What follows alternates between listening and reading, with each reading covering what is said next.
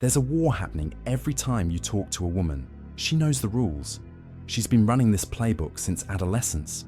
And you walk in blind, wondering why nothing ever works, never realizing that her entire strategy depends on you staying exactly that stupid.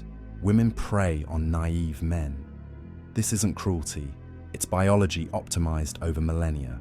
Every woman you've ever been interested in has been running calculations beneath the surface, measuring your reactions, cataloging your weaknesses, testing the structural integrity of your frame. And the entire system only works if you don't see it happening. Her communication is never direct. Every text carries a hidden meaning. Every question is a probe. When she says, "Hey stranger," she's not being friendly. She's fishing to see if you're available, if you'll jump, if you're desperate enough to fill the silence she created. When she asks, "You working?" she's not curious about your job. She's checking whether you'll clear your schedule for her, whether you'll sacrifice your position for a chance to see her. This is how she tests your scarcity mindset. Not through obvious challenges, through soft invitations that feel innocent.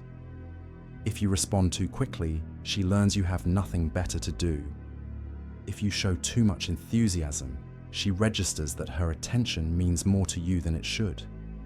If you try to lock down plans immediately, she understands that you have no other options competing for your time. And here's what most men never grasp. She wants you to fail these tests. Your failure gives her power. Your emotional reactivity hands her leverage she didn't have to earn. Every smile that lingers too long, every gaze held a second past comfortable, every eager reply signals the same thing. This man is available. This man is invested. This man can be controlled. The women you're attracted to have been studying this game since they first noticed boys noticing them. They learned to conceal interest because revealed interest surrenders power. They learn to appear slightly disengaged because engagement from a woman feels like reward, and unrewarded men try harder. They learn to make you chase because a man in pursuit is a man who's already lost. There are 3 specific mechanisms women use to extract power from men. Understanding them is the difference between playing chess and being played. The first is pursuit manipulation. She will structure every interaction so that you are the one initiating. You set the dates. You send the first text. You ask the questions. You fill the silences. And every time you do, you transfer value to her. Not because the actions themselves are wrong, but because the pattern communicates that you need her more than she needs you. She texts something vague. "How's your week going?" And you interpret it as interest. It's not. It's a prompt designed to get you to volunteer information, to reveal your availability, to demonstrate that her scraps of attention are enough to mobilize you. She asks if you're busy not because she wants to know your schedule, but because she wants to see if you'll clear it for her. And if you do, if you rearrange your life around a woman who hasn't earned that accommodation, you've just told her everything she needs to know about your market value. The second mechanism is value extraction. Every woman in your orbit is taking something from you. Sometimes it's resources, your money, your time, your social access. Sometimes it's validation, the feeling of being wanted by someone she considers beneath her. Sometimes it's emotional regulation. You exist to fill a void left by another man who failed to keep her interested. The extraction is constant and often invisible. You feel connected. You feel like you're building something. Meanwhile, she's categorizing you.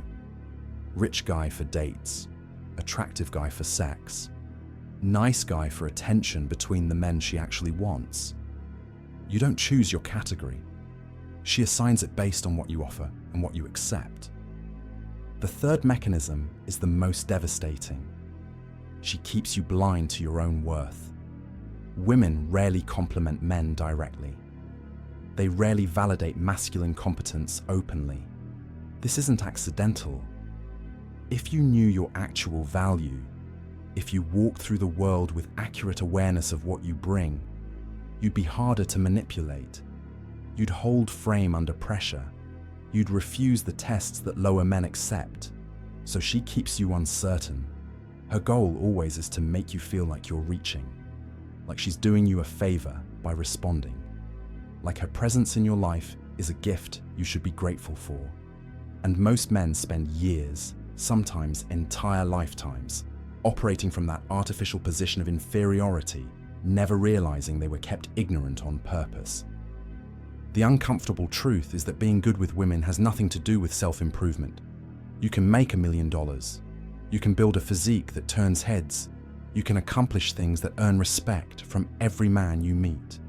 And none of it will matter if you take what she says seriously, if you engage in logical conversation instead of playful tension, if you communicate availability instead of indifference. The men who succeed with women aren't better men. They're different men. They've rewired how they speak, how they react, how they occupy space in a conversation. They don't take the bait when she probes for weakness. They don't fill silence with nervous justification. They treat her statements as entertainment, not information, something to play with rather than respond to sincerely. This isn't manipulation. It's alignment with reality. She doesn't want sincerity. She wants stimulation. She doesn't want you to take her seriously. She wants you to make her feel something she can't predict or control. Every time you shift into logical discussion, explaining your job, your goals, your day, you kill the tension that attracted her. Every time you show that her opinion matters too much, you drop from a challenge into a chore. Commitment accelerates this destruction. The more she sees of your real life, the bills, the stress, the routine, the less room exists for the fantasy that created attraction. This is why the men she actually chases are the ones who seem slightly unavailable, not playing games, just genuinely occupied with lives that don't revolve around one woman's attention. You have to discover your own worth, not through her validation. That will never come. Through your own willingness to walk away from interactions that don't serve you. Through the confidence that comes from knowing you have options even when she pretends you don't. Through the frame that treats her games as exactly what they are. Tests you can pass by, refusing to take them seriously. She's hoping you don't understand this. Her entire strategy depends on your ignorance. The moment you see the game clearly, the moment you stop reacting and start leading, the power dynamic shifts irreversibly. You stop being the man she manipulates and become the man she can't stop thinking about. The choice isn't between playing games and being authentic. The choice is between being prey and being the hunter.